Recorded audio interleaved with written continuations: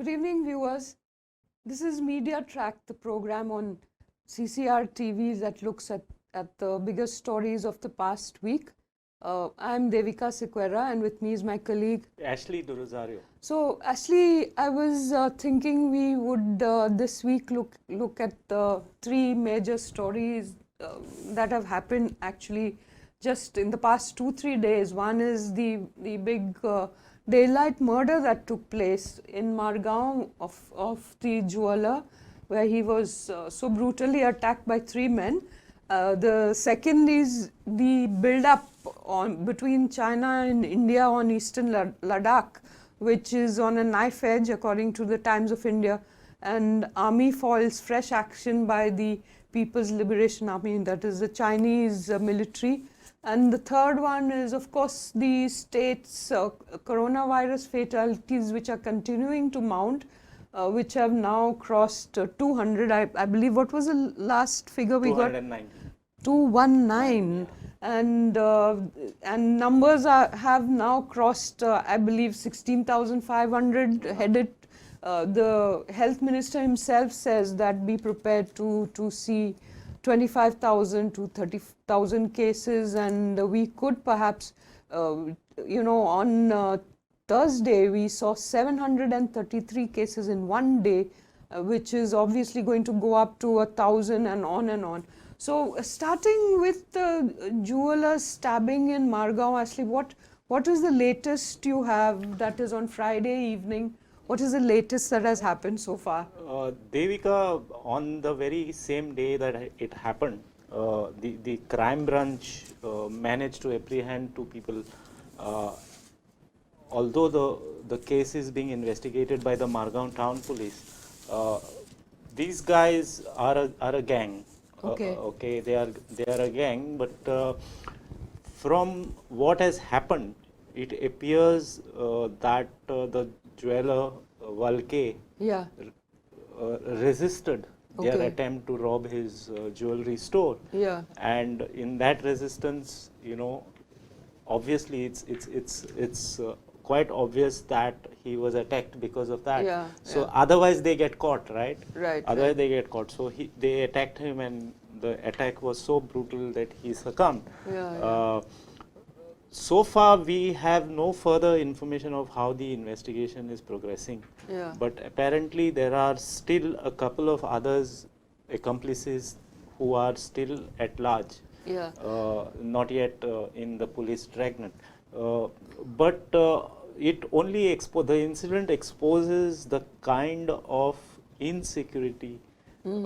Especially, a jewelry store should have some kind of security mechanisms in place, if not privately, at least the police should identify such vulnerable areas in the marketplace and keep a vigil on such things. Yeah, now the thing, Ashley, is the amount of time it took for people to actually go to his aid, because somebody has actually shot a video of him coming out full of blood from the jewelry shop and grappling with two of them. In fact, if you look at that video, which is pasted all over Facebook and other social media, he came out and it was confusing, in fact, to figure out what was going on, but you could see the amount of blood on him, and 2 or 3 people tried to approach him but then withdrew, and then 2 men are seen running down and absolutely nobody tries to stop them.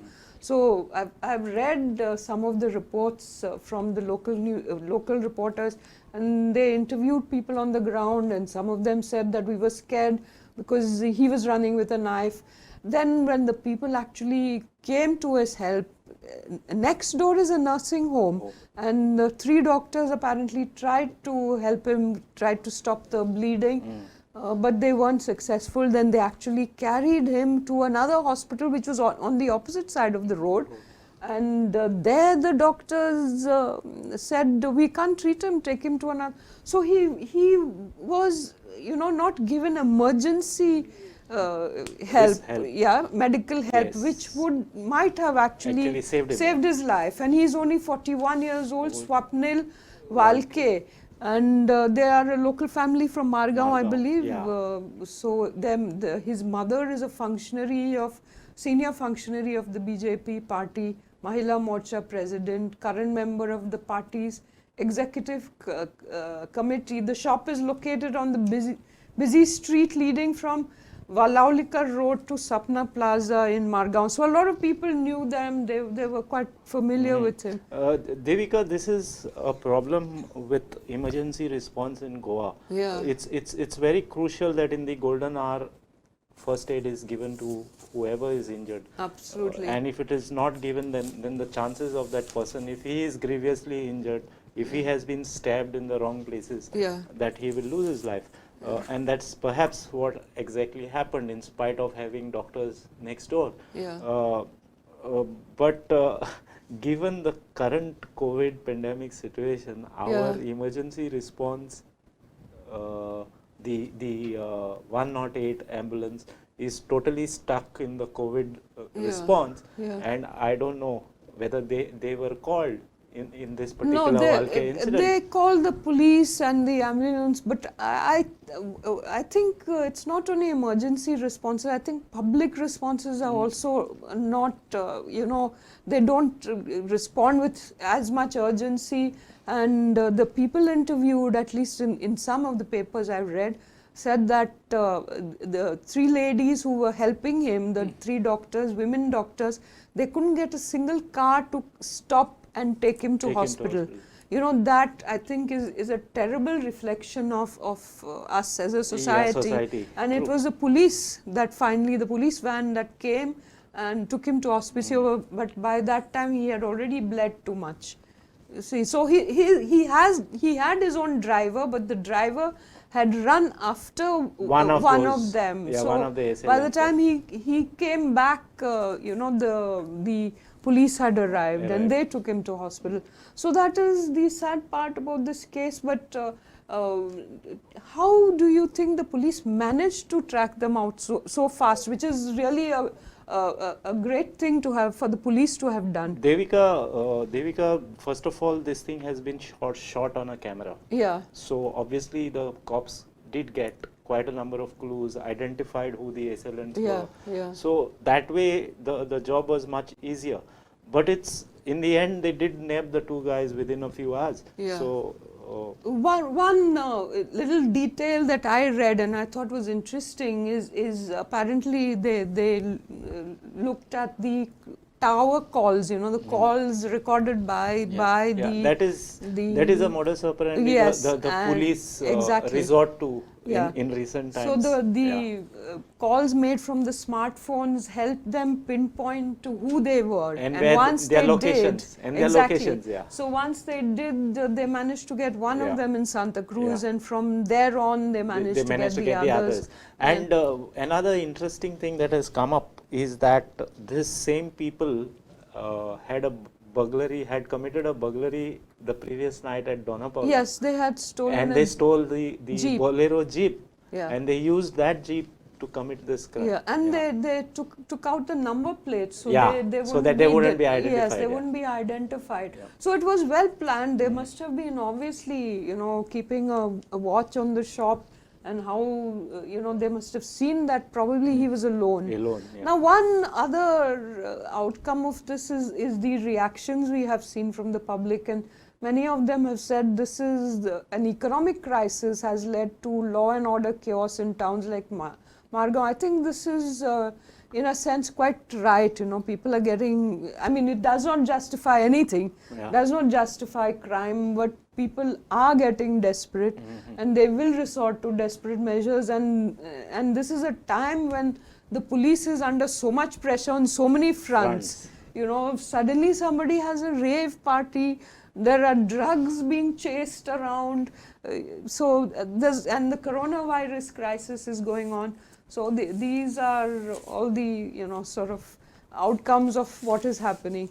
So now to come to the story of the security issue that is playing out between China and India and Eastern Ladakh. which there has been enormous build-up on both sides, and the Army and Indian Air Force chiefs visit forward areas as China moves more forces to Chushul. That's in the Times of India. So how do you see this going forward? Because I've read a lot of reports in the national media saying that they might actually end in some kind of war between India and China. I don't think the Indian side has an appetite for war, but there is going to be a conclave of the two foreign ministers later next week.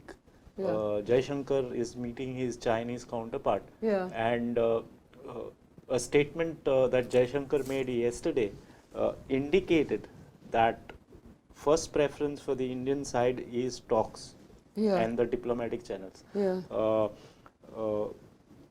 As far as the military is concerned, yes, the basic requirements of building up in that place is being done by the army and whatever. But whether it will escalate into a full-fledged war between the two countries is something that we need to closely watch. I know, because even the US has made a statement and says, China should stop bullying its neighbors. So obviously the US is taking India's side. So one bully is telling the other bully not to bully. That's true. But it is a big question mark whether the US would precipitate a kind of a military solution to this, especially when the US itself is going into a presidential election due in November. So I don't think this will escalate into a full-fledged war, but China may continue provoking. China has its own plans. We don't know what those plans are. So India has also taken action, and it has banned 117 Chinese apps, among them PUBG, which was a favorite, some paid game. I've never heard of it actually. So we are not sort of keeping up with the trends of the new smartphone. No, it was very popular among the young crowd. Okay, must be. But apart from that, what is worrying for India also is that China now has the world's largest navy. And this is a report I'm reading from the Times of India, and it has been eyeing Pakistan, Sri Lanka and Myanmar air bases. So, it is in India's interest that it keeps good sort of relations with its neighbors. So, more and more, this is going to play out more and more. That's a front on which India has not really succeeded in the last 5-6 years. Exactly. Okay. There's been criticism, in fact, of the Narendra Modi's government's foreign policy with its immediate neighbors. Even Nepal has chosen to bait India. Nepal, Maldives, and so Sri Lanka. So we are not in such a happy position at the moment. I'm talking of in terms of our relations with the neighbors. Coming to the state's response to the coronavirus, we seem to be getting in a real overdrive, and even the chief minister tested positive on Wednesday, I believe, and he said that he's working from home. So how do you think we will be going forward? Will things come down, as Vishwajit Rane says?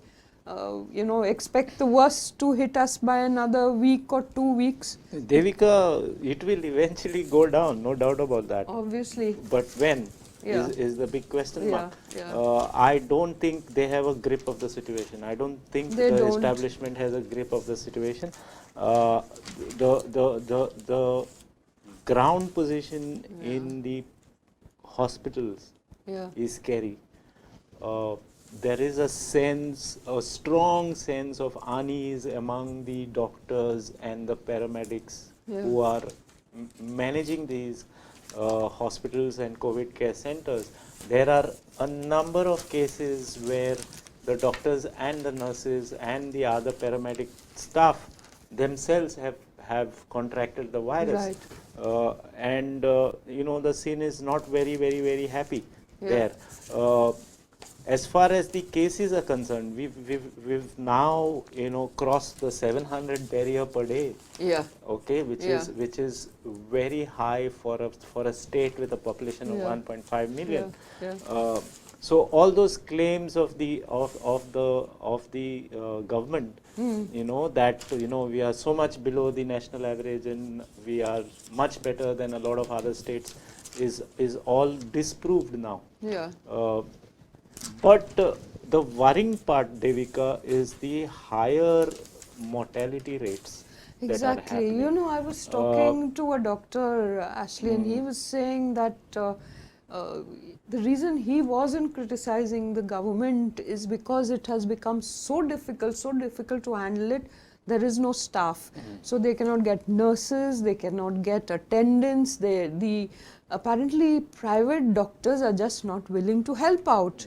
You know, and they're saying that it is only the young interns who are being forced to work. Devika, the problem with private doctors not willing to help out, I have a different take on that. Okay. I think the government should come out openly asking the private doctors to step in, Yeah. which is not being done. Okay. You know, I know why shouldn't private doctors be allowed to assist? They are. It is not a question in the official GMC or even in the COVID. They are not being. There has to be some sort of a protocol. No, a private doctor just can't go walk into GMC No, and say, I'm "I not want to talking help." only of GMC. I'm talking of private hospitals. They are not. I'm told they are not willing to come to the forefront of the thing. They're not willing to come to hospitals. That's because again, who is bearing the cost? The cost is being paid by the patient. Yeah, but there's this problem there. You know, the rates are not. You know, the government has not stepped in and put up an upper limit on what rates the private hospitals will charge. Yeah. And not everybody can afford these private hospitals. Yeah. Like, you know, if you've had anyone of your own admitted to this private hospitals, you know, a 7-8 day stay costs you anywhere between 2 to 3 lakhs in these private hospitals in Goa. Yeah. So not everybody has that kind of money. So there's a bit of you know, uncertainty over what are the rates. You know, whether I will be able to afford if I'm admitted to Manipal, or if I'm admitted to Healthway, or if I'm admitted to Victor Hospital in Margao for COVID, I will be staying for 14 days in that hospital. Will I be able to bear the bill at the end of 14 days? So that uncertainty is there among the patients as well. And so, you know, we have the situation where politicians are making a beeline for private hospitals. Because obviously, you know, your the chances bills are footed by the government. Exactly, by the way. the bills are all reimbursable, and your chances of survival are greater, much higher, because you're getting absolutely, you know, minute by minute treatment there. I'm told that blood tests are done 3 times a day. Plus, you know, there isn't the pressure of other people coming in, and you're getting, the doctor comes to see you, and the nurses are there 24/7. So it is a better deal, but at the same time, the government too is struggling to cope. And in this struggle, apparently, they are not getting enough staff. They have, I'm told, taken away all the nurses by paying higher salaries to paying them higher than the private hospitals. So they managed to draw out quite a few nurses, but they're still not enough, because when they get sick, there is no replacement. Yeah. True. Now, to get away from that story, Ashley, is this, you know, the release of Dr. Kafil Khan, which was, you know, sort of he was in jail from January. 7 months. 7 months altogether, and today there is this very interesting report where he has been released by the Allahabad High Court, and he has rushed, if you recall, he has rushed to Rajasthan. So what do you know about this case? Devika, this Dr. Kafil Khan was the same doctor who was arrested when that you know, encephalitis outbreak happened in Gorakhpur, Yeah. the constituency of the Chief Minister of Uttar Pradesh. Yes. And you had hundreds of kids dying because the hospital, Yeah. the medical college and hospital, the government medical college and hospital there did not have oxygen Yeah. supplies. So he was one of those doctors, who stepped in and, went out of his way to arrange for oxygen cylinders. But as is the case with all BJP governments, they singled him out, victimized him even in that case. Yeah. Perhaps because he's a Muslim, and he was jailed then as well, and the courts came to his rescue after a couple of months. Now this particular case is when this CAA and anti-CAA and NRC Protests were going on, were right? going And he on made a across the country. speech. He Right. made a speech somewhere in Mumbai. Yeah. And he was picked up and taken to UP, Yeah. and the National Security Act slammed on him. Yeah, that's right. So now the Allahabad High Court, Has ruled that it was illegal. His detention was under NSA was not illegal. just Yeah. that, Devika, it went ahead and said that there was nothing objectionable in his speech. Exactly. On the contrary, Yeah. his speech called for national integrity. Yeah. Yeah. Integration, and so it completely punctures Yeah. the UP government's Yeah. action. Yeah. And now that he has been released, Yeah. he fears the worst, because Yes.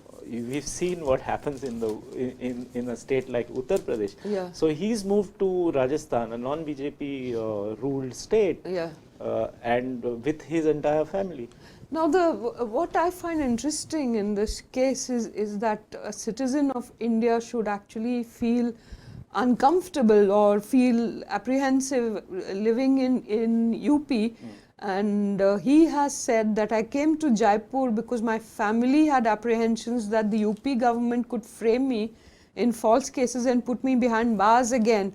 So he got in touch with Priyanka Gandhi of the Congress party, and she assured him that they would give him protection in Rajasthan. So he has moved temporarily to Rajasthan. I feel safe here in Rajasthan as the Congress party is running the government. And he said he would also like to get his job back. He was a lecturer at medical college in Gorakhpur, and he would like to return to work. Now that is to be seen whether the government in UP will actually allow him to get his job back. But it is a sad reflection of what is happening in the country these days, and that is one story that really sort of has will develop as time goes on. Now the other story actually I was looking at is Facebook in India versus you have the BJP Congress accusing Facebook of favoring the BJP, and there have been, of course, articles and reports in the Wall Street Journal. Wall Street Journal, right? Yeah. They did a whole expose on how they had favored the BJP during the election. It's not just during the election, even afterwards. The action against one side was very, very prompt, and the action against the other was not being taken at all. Yeah. That is what the story in the Wall Street Journal exposed. Yeah. Quoting a former employee, who revealed that he was sacked by Facebook, Right. because he red flagged Yeah. some of these hate posts on the social media platform. But now again, I think yesterday Facebook has responded to Congress's They have blocked the page of one of the BJP MPs. Yeah, that's what they claim. Yeah. But there are several instances where they have not acted. They have not, and the House committee, that is the Facebook. There is a inquiry going on in the parliamentary committee headed by Shashi Tharoor.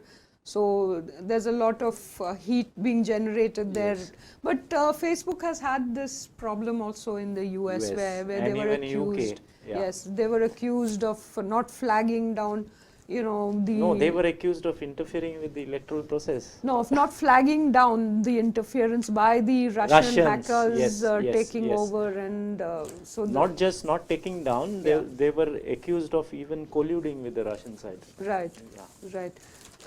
Actually, I was looking at this extremely interesting report I saw today about some big mining company wanting to start a plant in Reddy, and they've applied for licenses, and at the same time there was a report in your papers, in your paper and Herald and Navin Times, where government is trying to amend the MMDR Act to allow auction of leases stuck in legacy issues. Now these cases are going on before the Supreme Court. And obviously it's going to take some time for some resolution. No, I think the leases they are talking of are beyond the 88 leases under consideration in the Supreme Court case. Okay, but at the same time the government is trying to bring an ordinance to restart mining. That is for the central government to do, but I don't think the central government is inclined to come out with an ordinance to allow the existing mining companies to continue what they were doing. Because if they do that, in case of Goa, they need to do it across the country. Right. And in other states, they have already, put in motion the new system of auctioning blocks. Exactly. So I don't see a way out for the central government in that sense. But what the local industry is banking on is this case pending in the Supreme Court of Vedanta, where they have said this abolition of the concessions that were granted by the Portuguese regime should continue is till challenged, 2037. and that it should continue till 2037. That is the argument. So let's see what the Supreme Court comes up with. Yes. So we've run out of time, and thank you so much for watching us, and do join us next week.